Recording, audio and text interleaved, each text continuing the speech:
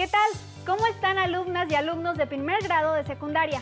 Soy Leslie Mendívil y les saludo con mucho gusto deseando que se encuentren muy bien y también le doy la más cordial de las bienvenidas a esta sesión de la asignatura de Tecnología. Se encuentran con nosotros la profesora Vanessa y el profesor Vicente Jorge, a quienes saludo con mucho gusto. Bienvenidos, maestros. Hola. Y para entrar en materia, ¿qué veremos hoy, profesor Vicente? Saludos nuevamente, alumnas y alumnos. Les doy la más cordial bienvenida a una nueva sesión Aprende en Casa 2. Me es grato estar otra vez en este espacio donde estamos aprendiendo sobre tecnología. En la sesión de hoy hablaremos sobre los productos de la técnica, es decir, los objetos, los procesos y los servicios, su uso y la forma en que satisfacen las necesidades de la sociedad.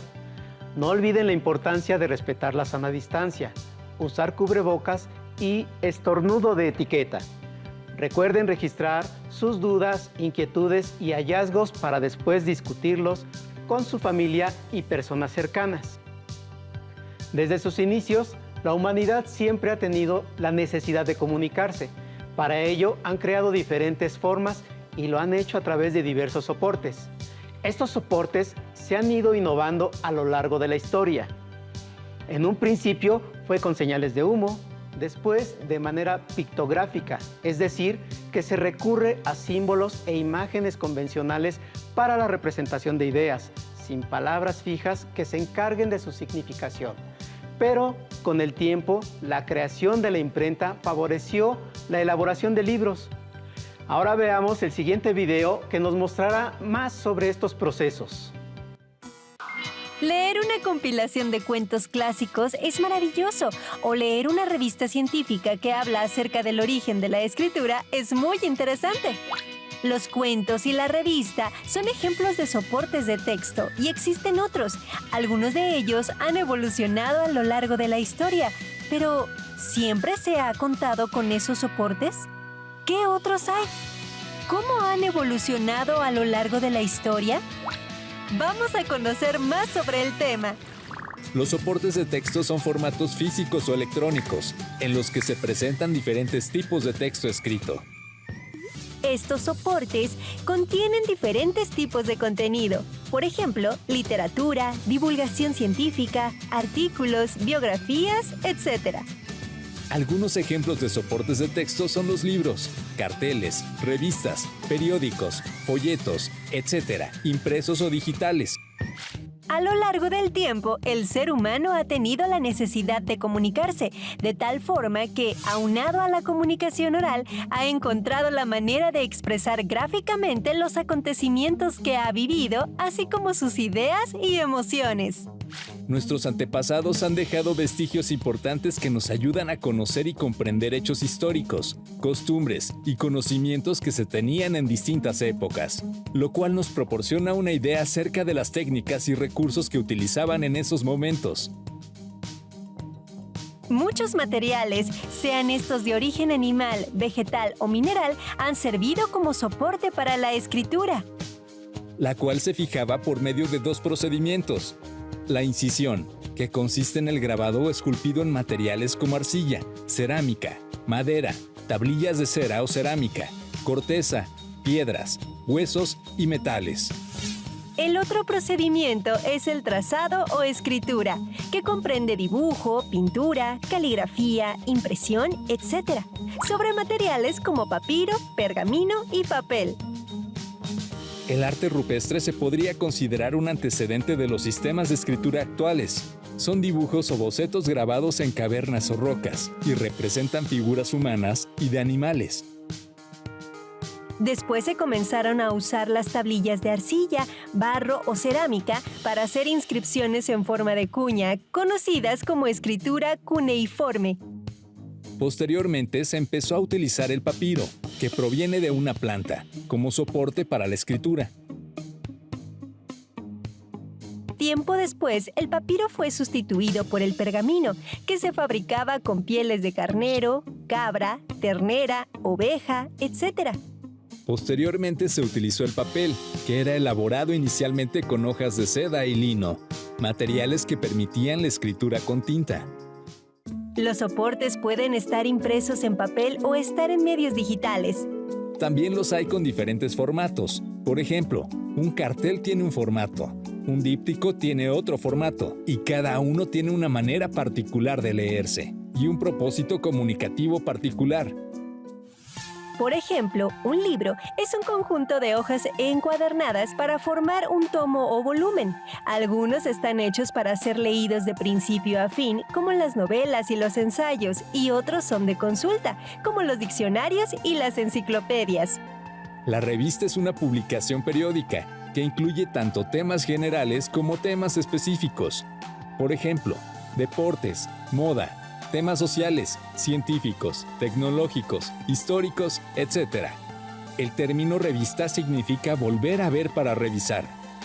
Una revista se puede leer completa o por secciones según el interés de cada lector. El periódico es también una publicación periódica que contiene notas informativas de sucesos que ocurren en las comunidades de un país o en el mundo, anuncios oficiales o publicitarios, críticas y opiniones, etc. Por lo general, las personas buscan en un periódico la o las secciones con la información de su interés, las cuales se identifican por medio de los títulos de las noticias. El cartel es un soporte impreso compuesto por imágenes y textos breves que sirven para difundir cierta información. Cuando se ve un cartel se observa una imagen, y la información que ella aporta se refuerza con los textos que la acompañan. Es decir, se hace una lectura conjunta y completa del cartel. La evolución de los formatos continúa, así como las formas de aproximarse a los textos y leerlos. ¿Qué soportes materiales utilizan en tu escuela para presentar los textos escritos? ¿Hay otros que te gustaría explorar? Me parece muy relevante la importancia de los procesos de comunicación como base de los medios actuales. Es fascinante ver cómo han ido innovando las técnicas y los procedimientos para mantener una comunicación, tanto individual como colectiva. Podemos ver que la necesidad de comunicación ha sido el detonante para la generación e innovación de medios técnicos para comunicarnos, desde las señales de humo hasta sofisticados métodos de comunicación que existen hoy en día. Para profundizar en la noción y la importancia de la técnica, sirvámonos del siguiente video.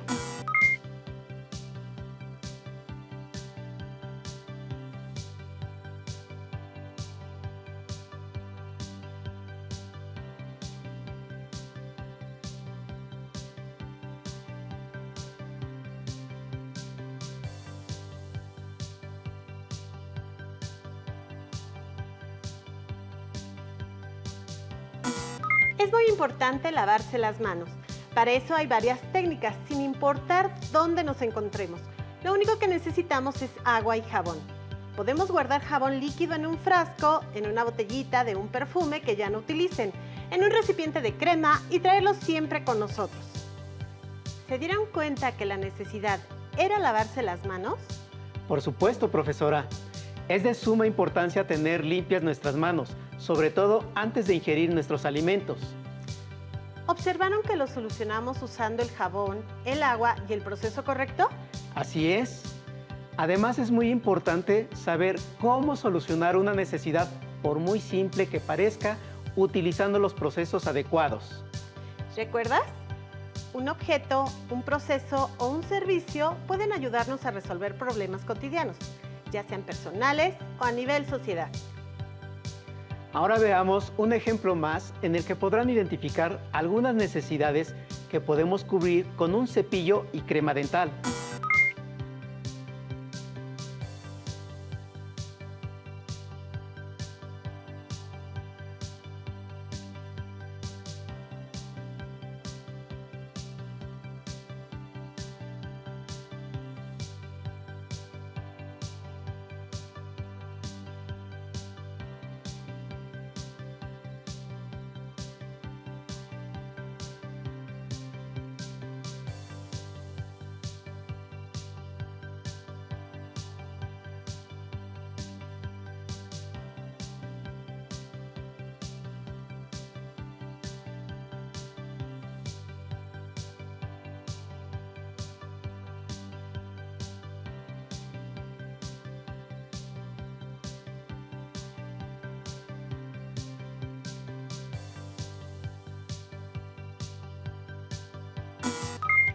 opinas del video? ¿Tú has realizado alguno de estos procesos? Sí, en varias ocasiones, cuando quiero limpiar la orilla de los azulejos, el cepillo de dientes, por su tamaño y forma, me permite llegar a esos lugares que difícilmente puedo limpiar con un estropajo. Recordemos que la técnica es una actividad social centrada en el saber hacer. Está integrada por un conjunto de acciones que ejercen las personas con el deseo de producir o transformar objetos, procesos y servicios para satisfacer necesidades, tanto individuales como sociales. ¿Y qué opinas sobre las energías? ¿Seguimos hablando del cepillo? No, me refiero a las energías limpias, aquellas que no generan residuos. ¿Qué opinas de ello? Me parece que son una alternativa, pero veamos el siguiente video y luego sigamos comentando. Perfecto, vamos a ello. ¿Cómo estás? Espero te encuentres bien. El día de hoy te tengo una opción para solucionar un problema que muchos llegamos a tener en casa: la iluminación sin electricidad. En esta ocasión vamos a necesitar agua, cloro, una botella de PET transparente, pistola de silicón y quizás tijeras o cúter para cortar. Esta es la simulación de una casa. ¿Qué pasa en la mayoría de hogares cuando no cuentan con electricidad o quieren utilizar energías que son limpias? Si observas, la luz es muy tenue, apenas alcanza a percibir.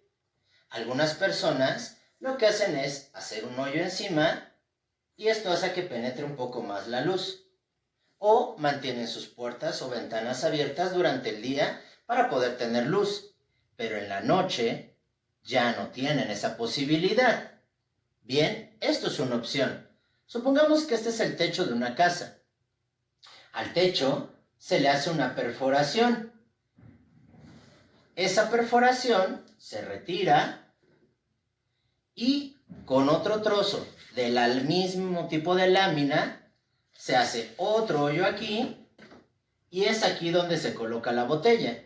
Una vez que colocamos la botella, esta se sella con silicón y alrededor de la lámina se coloca silicón.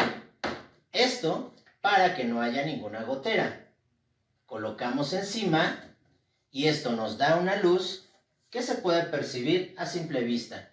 Ahora, ¿cuál es la cantidad que se debe de ocupar de agua y de cloro para realizar esto? Te explico. Como podrás darte cuenta, tenemos la botella vacía. Voy a colocarle agua.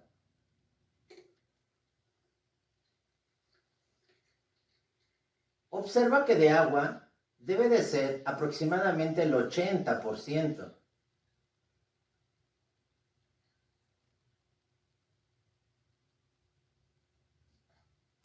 Y le vamos a colocar solo el 20%, en este caso, de cloro.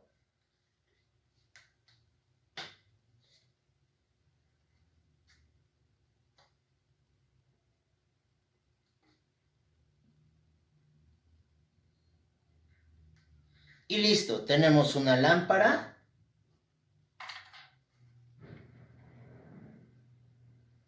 que nos puede generar luz. Acompáñame a ver cómo se ve de ser. Vamos a cerrar esta puerta y por este orificio vamos a ver cómo es que se comporta con el tragaluz y con nuestra lámpara sustentable. Acompáñame. Como podrás darte cuenta, aquí no le entra nada de luz. La casa está ahí. Estás observando por dentro mi casa, bueno, mi maqueta. Vamos a ver qué pasa cuando pones el tragaluz. Es decir, solo haces un hoyo en la parte superior de tu techo y le colocas un acrílico o un vidrio. ¿Te das cuenta? Alcanza a entrar suficiente luz como para ver. Pero, ¿qué pasa si colocamos ahora nuestra lámpara? ¿Te diste cuenta cómo se ilumina toda la casa?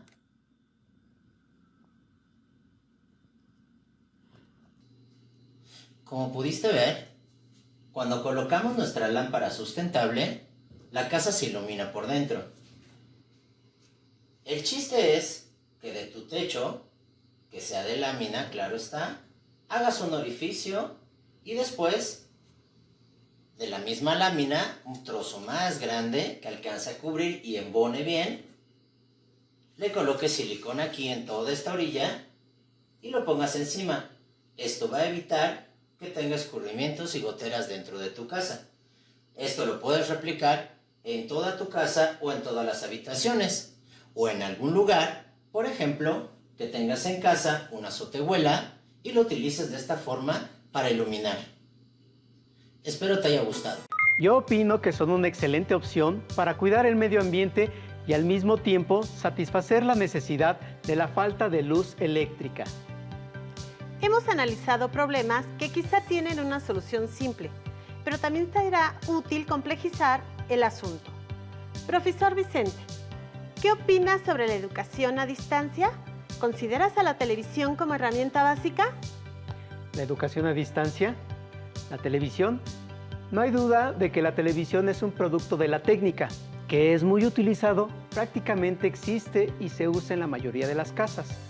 Pero antes de que surgiera como la conocemos, debemos mencionar que existieron varias investigaciones científicas antes de su creación en 1925 y su primera transmisión a 14 cuadros por segundo, que por cierto fue de la cabeza de un maniquí.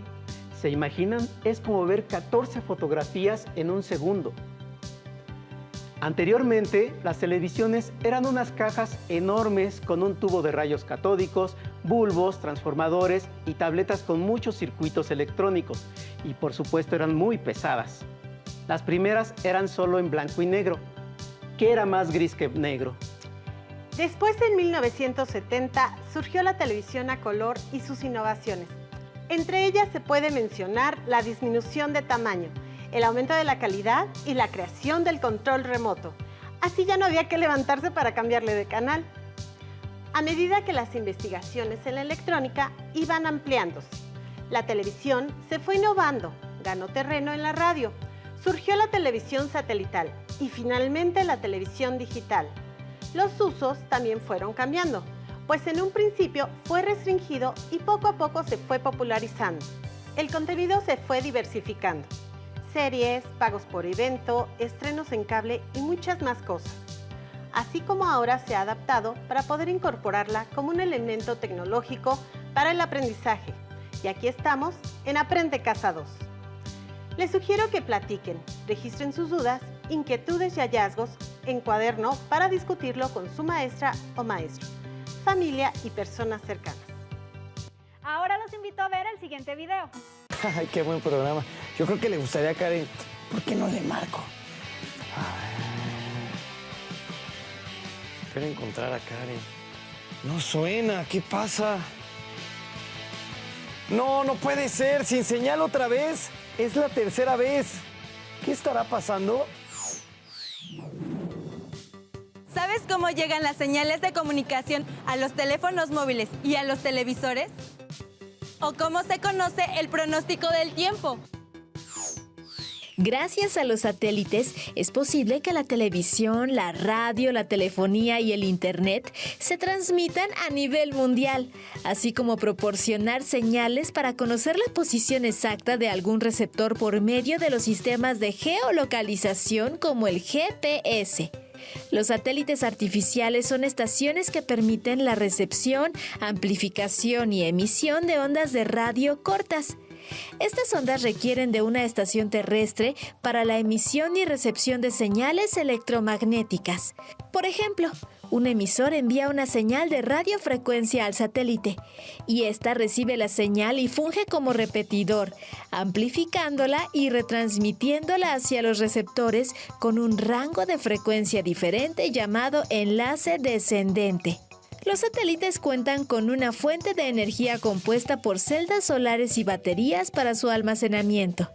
También cuentan con generadores de energía, como las pilas de combustible, Para su funcionamiento, el satélite requiere de diferentes computadoras que permiten el control y el monitoreo de los sistemas y equipos.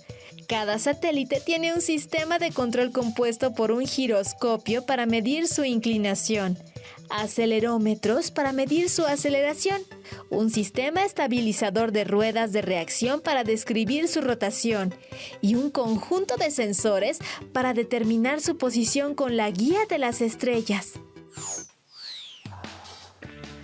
¿Sabes cómo funcionan los satélites en el espacio?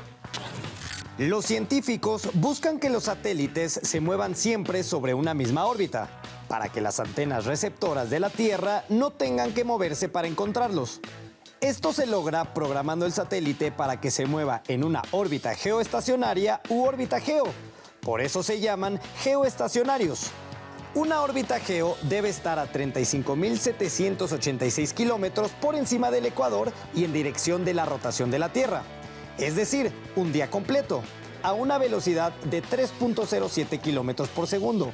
Esta velocidad debe ser constante, porque si fuera menor, el satélite caería en la Tierra y si fuera mayor, saldría de la órbita y se perdería en el espacio.